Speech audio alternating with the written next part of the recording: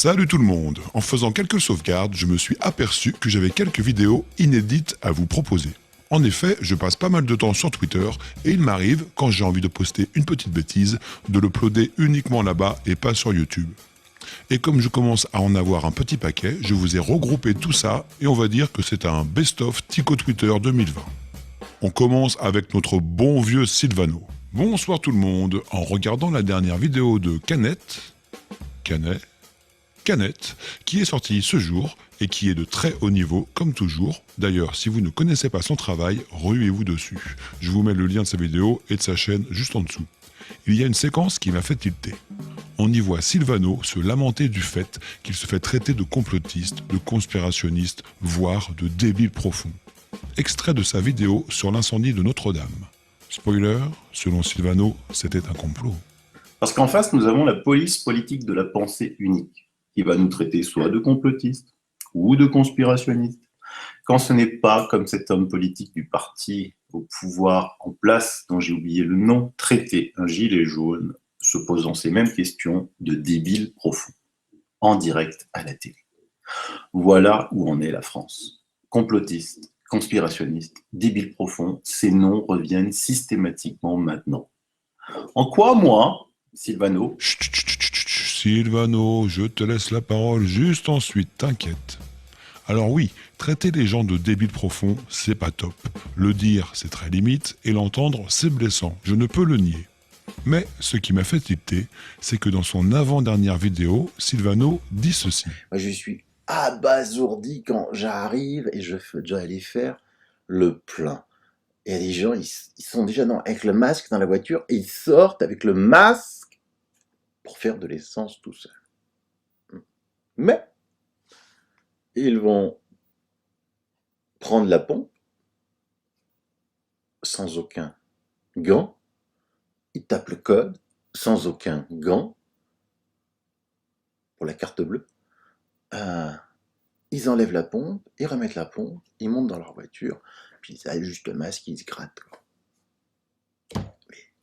La débilité profonde. Donc voilà, comme d'hab, c'est pas gentil de le traiter de débile profond, mais lui ne se gêne absolument pas pour le faire dès que des personnes ne lui reviennent pas ou ne font pas tout bien comme lui. Sur ce, je vous laisse, ciao, générique. On a aussi eu droit à un passage avec Jean-Bernard Fortillan. Vous savez, ce pharmacien qui a participé au documentaire Hold Up et qui a été interné en psychiatrie peu de temps après la sortie du film. Les complotistes ont tous crié au scandale, bien sûr, que cet homme était sain d'esprit et qu'on voulait juste le museler car la vérité dérange. Je rappelle donc ici que Fortillan a organisé, avec l'aide du professeur Henri Joyeux, des essais cliniques clandestins et donc non autorisés et fuyait la justice depuis des mois à ce sujet. François l'a interviewé à sa sortie de l'HP et voici un petit résumé réalisé par mes soins. Pour le lundi 7 décembre suivant, j'ai eu un mandat d'amener. Les gendarmes sont venus me chercher, donc dans ma planque, parce que je m'étais caché pour faire la vidéo du 20 août. J'étais caché depuis 4 mois, je n'en ai parlé à personne. Personne ne savait où j'étais, même pas mes enfants, ma famille, mon avocat ne savait rien. Je ne lui ai jamais rien dit. C'était des gendarmes qui connaissaient parfaitement, ils étaient à profession de gendarme, ils connaissaient parfaitement la situation d'ailleurs. Ils savaient que le Covid-19 était fabriqué par l'Institut Pasteur. Alors le médecin, j'ai vu les médecins de la prison. Alors je leur ai dit, madame, je suis en transfert, mais si vous allez voir sur le site la plainte du professeur Jean-Bernard Fortillan contre l'Institut Pasteur, vous allez voir que je suis interné parce que c'est moi donc qui ai dénoncé la fabrication du Covid-19 par l'Institut Pasteur. Et ça, alors là, on a toutes les preuves, vous le savez. Donc effectivement, ils ont commencé à dire, il est fou. Bon. Et puis le lendemain, j'ai vu le médecin psychiatre. Alors le médecin psychiatre, je lui ai dit, madame, vous avez vu la plainte contre l'Institut Pasteur? On ne l'a pas vue. Mais je lui ai dit, mais elle m'a trouvé exalté. J'étais pas tellement exalté. Évidemment, quand on sait ça, tous les gens, quand ils vont atterrir avec leur masque partout, et quand ils vont savoir l'horreur absolue qu'on fabrique un virus artificiel afin de leur donner le vaccin et puis de le flinguer à 7,5 milliards de personnes, c'est quelque chose d'horrible.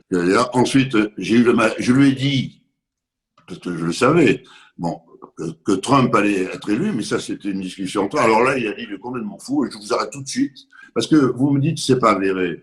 Mais vous savez que QAnon et tout le monde a dit que j'avais toutes les preuves. J'ai été relayé le 4 septembre au soir, QAnon avait dit, il a toutes les preuves, et tous les chefs d'État le savent. Alors, quand on m'a demandé si j'avais un avocat, j'en avais un, mais ça fait 6 mois qu'il n'a rien compris. Alors, donc, je lui cache tout. Je lui dis que j'y vais pas. Donc, lui, il s'est rendu aux convocations. Voilà, il pense que je suis complotiste. Release the Kraken. Souvenez-vous, l'avocate Sidney Powell, soutien de Trump, qui voulait libérer le Kraken pour faire ainsi éclater la vérité sur le vol de l'élection américaine et les innombrables fraudes. On attend toujours de voir poindre le bout du nez de ce petit Kraken. Release the Kraken. And I'm going to release the Kraken. Sidney Powell saying that she's going to release the Kraken. Yes, do it. I am ready. Dans la tête des conspis, ça donne ça.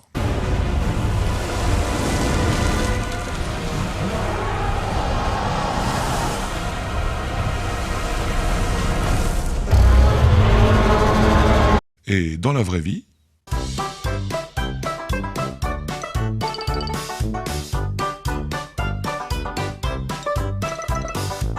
c'est donc en cette année 2020 que nous sommes officiellement rentrés dans The Twilight Zone.